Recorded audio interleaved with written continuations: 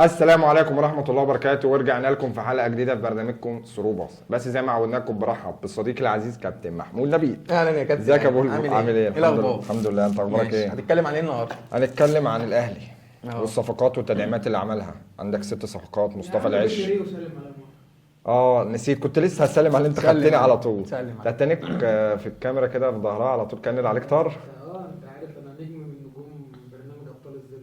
اه ما شاء الله. الشهرة برضه. الشهرة دي ضربة الشهرة. انا لو مشيت في البلد عندنا هي دي ضريبه البلد، ضريبه ملاسة. الشهره فعلا.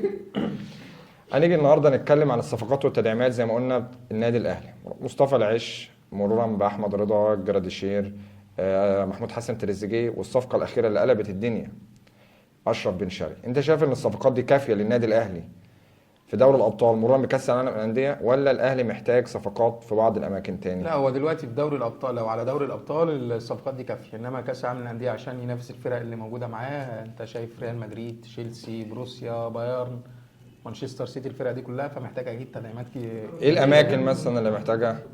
يعني محتاج مدافع كمان على الاقل، محتاج باك يمين ما انت جايب مصطفى العش، ولا انت مثلا عايز برضه جنب مصطفى العش، على الاقل يخش في الفورمه معاهم، ينافسوا بعض الكلام ده كله، لان عندنا رامي ربيعه وياسر ابراهيم، يعني خلاص كده ما بيعرفوش يطلعوا من الكوره كفايه علينا، ما بيعرفوش يعملوا اي حاجه. بس هما كان كولر امبارح وكابتن احمد شوبير قال ان في صفقه جديده هتقلب الموازين. بيقولوا في صفقه.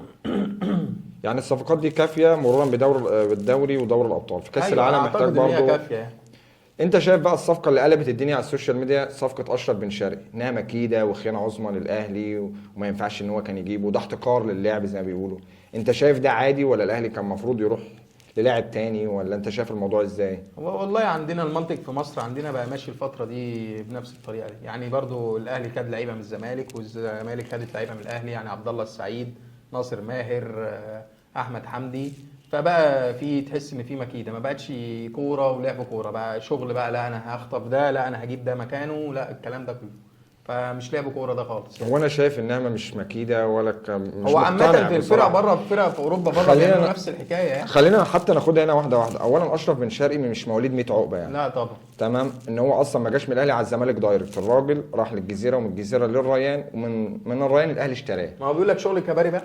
لا بس مش هنجيب لها رافيه من الاخر، لا هو مش هو مش هو منطق. هو كده المنطق عندنا في طب مصر المنطق كمان. ده انت من 6 شهور الزمالك عرض عليه ما رضيش يدفع فيه 200,000 زياده. مليون و400,000، واللاعب كان مرحب. المجلس الاداره قال لك لا احنا هنديله 400,000 والمليون نقسطهم، كانوا يشتروا حته ارض. طب ما اللاعب كان عندك، انت ما استفدتش وما قدرتش تجيبه، يبقى العيب مش في الاهلي ولا نظام ولا ادارته. وانا لاعب شفته لاعب في الدوري، حقق انجازات مع الزمالك، عنده درايه عامه بالدوري المصري، ايه المشكله لما اجيبه؟ دي ما فيهاش اي مشكله. بجانب انت لما تيجي تبص لها اصلا بره، ما انت عندك لويس فيجو راح من برشلونه للريال، فان بيرسي، اشلي من كول، ريال مدريد، من برشلونه فانا ريال مش مدريد شايفها على هم طول. اكيده ولا احتكار. انت عندك مشاكل في ناديك في ادارتك، انت بقى بتصدر الكلام ده للجمهور ان الاهلي هو اللي غلطان، الاهلي عليه العائد. لا، القصه عندك انت كنت واخد الفريق السقف مثلا في خرم بسيط، لا ده السقف بيقع عليك، انت مش عارف تكمل. يعني ايه تجيب لاعب تقول انا هديله 400,000 دولار والمليون جنيه هخليهم له قساط؟ ده مش منطق. انت جبت 7 لعيبه ما عرفتش تستفاد منهم، سامسون وعمر فرج وغيرهم وغيرهم وغيرهم، انت ما استفدتش برضه. فمش كل مشكله تحصل تقوم جاي مصدرها للجماهير والجماهير تصدق لا ده غلط. لا، ده احنا نظام احتراف عادي. انا لاعب قدامي في ايدي ان انا اشتريه ما فيهاش اي مشكله. هو كفنيا طبعا هيبقى اضافه كبيره طبعا للاهلي، طبعا اشرف بن شرقي اضافه كبيره جدا يعني، سواء في اي حته في الملعب. وانت سواء صانع العاب، جناح، يمين، شمال، حتى لو لعب مهاجم وهمي، لا هيفيد طبعا. ينفع في الخطه بتاعت امبارح اللي هي 3-4-3 الاهلي لعبها، ولا 4-3-3 اللي الافيد لاشرف بن شرقي؟ انا بعتقد بفنياته يلعب في اي حته. هو بامكانياته، بس بالنسبه لنا هو جناح وبيطلع على الخط كتير، ف 4-3-3 افيد اكيد ليه. طبعا هتبقى افيد طبعا. بس كولر كان عامل شقلباظات امبارح. تشكيل، ما هو غير في التشكيل، كان بادئ ايوه كان بعمر الساعي وبعد كده شالوا حط كريم الدبيس اللي هو عامل شوط هو بيقول عام. لعمر الساعي انت مش هتلعب كوره معايا خالص يعني، بعد حطيتك وطلعتك تاني مش هتلعب كوره معايا تاني خلاص، دور لك على فيلم. ما هو بيديله فرصه بس لسه برضه ايه، تحس ان الحظ ما عنده. الكوره في العارضه الماتش اللي فات برضه جات له كوره لسه انت برضه. عمال تبص لعمر، قول لعمر حاجه لو عايز تقول. عمال الاحق عليك في الكلام، قول. لا انا كنت هقول لعمر صفقه اشرف بن شرقي انت شايفها ازاي؟ صفقة أشرف بن شرقي إضافة كبيرة لأشرف بن شرقي، والناس اللي هي بتقول إن الأهلي بيحتكر اللعبة والكلام ده، الموضوع مش كده، أو الموضوع مش موضوع فلوس ولا موضوع أي حاجة. هو أشرف بن شرقي كان بياخد فلوس أكتر كان بيلعب في الشمال في الريان القطري. بس هو جه النادي الأهلي لفكرة إن هو عايز يلعب في كأس العالم للأندية. وجودك في النادي الأهلي بيضمن لك حاجات كتير جوه قارة أفريقيا، بتمرن إن أنت على الأقل لو ما خدتش دوري الأبطال هتوصل نهائي، الدوري المصري كده كده مضمون. ومن حيث ان هو هيفيد النادي الاهلي او مش هيفيد النادي الاهلي، لا هو هيفيد. انت الفتره الاخيره ما عندكش وينجات اصلا، انت ما عندكش اللي هو حسين الشحات، وحسين الشحات بشعره ساعه تروح وساعه تيجي، هو اصلا بقاله فتره واقع على الخط. وانت كنت بتتكلم مع محمود في فكره اللي هو بيلعب هيبقى احسن في خطه 4-3-3 ولا 3-4-3. هو هيبقى كويس في الحتتين، لان هو كده كده اصلا بيلعب على الخط كويس جدا وبيقطم وبيخش وبيهدف. ولو لعب في الخطه بتاع ال3-4-3 لما الوينجين بيضموا على المهاجم، هو في ميزه مش موجوده في معظم الوينجات اللي موجوده في مصر دلوقتي، ان هو بيجيب جون بدماغه. هو بيكمل وبيجيب جون بدماغه. في وجود كريم الدبيس اللي بصراحه ما فيش باك شمال من ايام سيد معوض، الله يمسيه بالخير. واحنا مش عايزين برضو ندي، هو جامد وعمل ماتش امبارح كويس والكرة تحت رجله كويسه، بيروح وبيعدي ما بيخافش، بس ما نديش اللاعب زياده عن حجمه. لا ممكن مش لسه زياده عن حجمه. بص هو كريم الدبيس من ساعه ما طلع من الناشئين وراح الجونه تقريبا، ولا مش فاكر راح فين، وفي المنتخب في بطولته وهو عالي تمام. هو بس اللي كان ظلمه كان شبه مؤمن زكريا كده لما صعد من الناشئين، هو كان جامد بس كان طالع في جيل فيه مين، فيه ابو تريكه وبركات، فكان لازم يخرج من النادي الاهلي. هو كان طالع في ناحيه فيها علي معلول، معلش في الكلمه، مهما انت كنت مين مش تلعب على علي معلول. انت دلوقتي عندك علي معلول خلاص مش هيتأيد، عندك يحيى عطية الله مصاب، وما عندكش باك شمال غير هو كريم الدبيس. بس كولر بس يصدق ويلعبوا في مكانه وربنا يكرم. نيجي بقى في قصه علي معلول، خلاص بنسبه 99% مش مجدد وهيمشي. انت شايف قصه علي معلول دي ضارت صح منظومه النادي الاهلي؟ ازاي اتعاملت مع اللاعب ان هو من الاول مثلا من 6 شهور لدام انت عارف ان المدير الفني مش عايز يأيده كنت تمشيه، ما تسيبش الموضوع كده للاخر؟ ولا احنا في عالم احتراف عادي، ايه المشكله؟ زيه زي حسام غالي زي متعب. هو انا على ما اعتقد ان علي معلول ممكن يدي سنتين كمان، بس هو الاصابه بقى كولر مش عايزه من الاخر، بس كانت الاداره المفروض تعرفوا الكلام ده من بدري. علي معلول بالنسبه لي مش مجرد لاعب، ده اسطوره حيه في النادي الاهلي، حقبه كامله الاهلي عاشها. يعني انت بتتخيل من وصلنا 2 فاينل قبل كده في افريقيا 2012 2013 قدام الوداد وقدام الترجي، كان هو بيلعب مع حمودي وميدو جابر وهشام محمد، يعني ملاعيبه كتير اقل منه في المستوى. وانت بتتكلم في لاعب الاهلي كان بيبدا الهجمه من عنده، يعني باك شمال مش تقليدي بيدافع وبيهاجم، لا انت محور اللعب كان بيبدا من عند علي معلول. اللاعب جات له عروض كتير من بيراميدز وغيره وغيره وكمل، بجانب ان اللاعب مع احترامي يعني ده 35 سنه، في لعبه في الدوري بتلعب 39 مش على عكاز، يعني مش قادر يمشي وهو مصاب كان في الملعب. يعني انت اخر مره لعب كان هو الاصابه جات له في الملعب.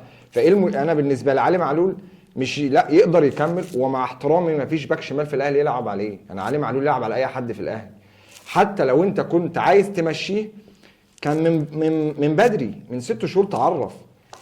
مشكله النادي الاهلي ان احنا ما بنعرفش نبروز لاعبتنا، ما نعرفش نحافظ على رموزنا زي ما حسام البدري عمل بالظبط، ما عمل مع عماد متعب وغيره وغيره. يعني الاهلي ما ينفعش يعمل كده. يعني انت بتقول بقى للناس اللي كانت قالت في قصه حسام عاشور ان هو الاهلي ما نجمش اللاعب، ما اتفقش معاه، انت سايب لحد اخر يومين 2 في القيد. هي دي مشكلتهم، مش عارف تجدد ولا مش هتجدد. لا عليه يستاهل اكتر من كده بكتير. بصراحه انا شايف اداره الاهلي مش عارفه تتعامل مع اللعيبه دي بحجم اللعيبه دي خالص. صح ولا انت ايه رايك يا عمر في قصه علي معلول دي؟ هو الموضوع مش موضوع علي معلول، موضوع اداره من اول ما الخطيب مسك، وهو عامل مشاكل في موضوع التعاقدات وتكريم اللاعبين. عندك مثلا في اول مشاكل حصلت في التعاقدات لما جاب تركي آل شيخ، وما جددش كان ما جددش لمين؟ كان ما جددش لعبد الله السعيد وحسام عاشور، وكان في نجوم كتير، وقعد يجري ورا رمضان صبحي وشريف اكرامي واحمد فتحي، ناس كتير، وعماد متعب برضو تقريبا لما حسام البدري كان. بس كان قبل الخطيب دي. كان قبل الخطيب. قبل الخطيب. هي من بدري يعني مش قصه. هو كده كده الاهلي فيه مشكله ان هو ما بيعرفش يكرم او ما بيعرفش ينهي الحقبه بتاع مسيره اللاعب، ما وخصوصا ان علي معلول. بص هقول لك على الجيل بتاع ابو تريكه وعماد متعب، هو كان فيه نجوم كتير قوي، بس كان ابو تريكه هو اللي بيشد الفريق، هو عصب الفريق بمعنى صح. لما مبقاش موجود بتحس ان في حاجه ناقصه. انا وجهه نظري من ساعه ما علي معلول جه لحد دلوقتي، هو ابو تريكه بتاع الجيل ده هو اللي بيشد الفريق. انت لما علي معلول ما بيبقاش موجود انت بتحس ان في مشكله. ما هقول لك، ما ينفعش تتخيل النادي الاهلي من غير علي معلول عامل ازاي. عندك الناحيه الشمال ديت، انت لو شفت ارقامه دي مش ارقام مدافع. اكتر لاعب اجنبي صناعه للاهداف ومعدى مصطفى عبده. انت بتتكلم في الاول وفي الاخر عن باك شمال، يعني مش صانع لاعب، مش نص ملعب، مش مهاجم. على الارقام اللي جابها دي كلها كان يستاهل يتعامل او يتبروز افضل من كده بكتير. بالظبط، وخصوصا ان هو اصلا لما جه النادي الاهلي كان جاي له عروض من الدوري الفرنسي واختار النادي الاهلي عليه. حتى لما كان مع النادي الاهلي كان بيجي له عروض من الخليج، وزي ما انت قلت كان بيجي له عروض من بيراميدز، وهو بداك انت على العروض دي وبداك انت على الفلوس دي. كان بياخد فلوس في النادي الاهلي وكان بياخد بطولات وكان بياخد شعبيه والكلام ده، بس برضه ما تخلصش كده. انت كان ممكن تجدد له الست شهور دولت، الست شهور دولت تأيده، وانت كده كده اصلا مش هتجيب محترف كمان، فانت عندك محترف فاضي تمام، وما عندكش باك شمال اصلا غير كريم الدبيس. تقريبا يحيى عطيه الله مش بس هم عايزين يجددوا له بالظبط، وتقريبا الاصابه بتاعته مش هيرجع متاخر كمان شهر. هي القصه كلها حتى لو انت كنت عايز تمشي علي معلول كانت من بدري. القفله حلوه، القفله في النادي الاهلي مش حلوه خالص. نروح بقى على اليمه الثانيه، الزمالك وبيراميدز. الزمالك بتخسر من بيراميدز 3-0 مع الرأفه. سكواد بيراميدز زي ما اتكلمنا عليه سكواد مرعب. ايوه طبعا. بس الزمالك من منحدر لمنحدر لمنحدر. عندهم مشاكل كتير طبعا، واهم مشكله تجديد زيزو. يا ترى هيجدد ولا مش هيجدد؟ هدفع له 100 مليون ولا 150 ولا مش عارف هو عايز كام، هجيب له منين، سوي منين.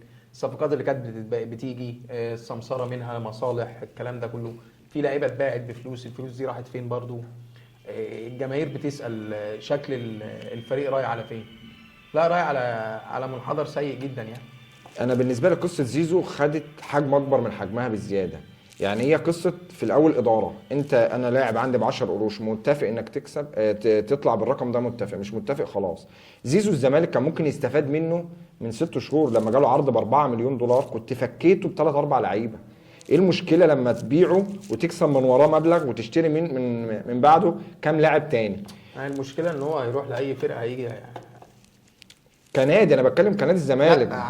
هو حاطين في دماغهم ان هو رايح اي مكان كوبري للاهلي. ده منطق مش هيخليك تحرك اي لاعب من عندك يروح اي فريق بره.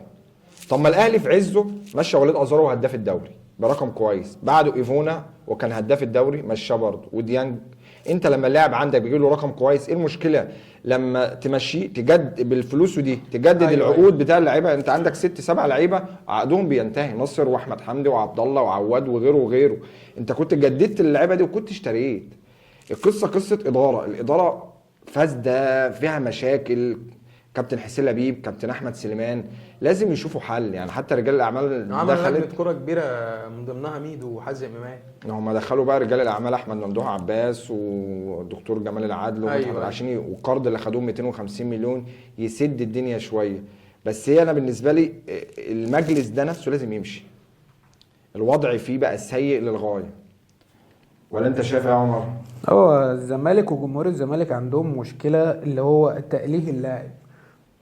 زيزو ما يغور في ده. انت عندك لما كان عندك عبد الله السعيد كان هو نجم الدوري المصري، عايز يمشي امشي. عندك اكرم توفيق دلوقتي جاي يتشرط على النادي الاهلي، انت اللي عامله، انت اللي جايبه من انبي لما كان عيل صغير واستحملت 2 صليبي وكنت بتعالجه. عايز تمشي ما اتفضل امشي.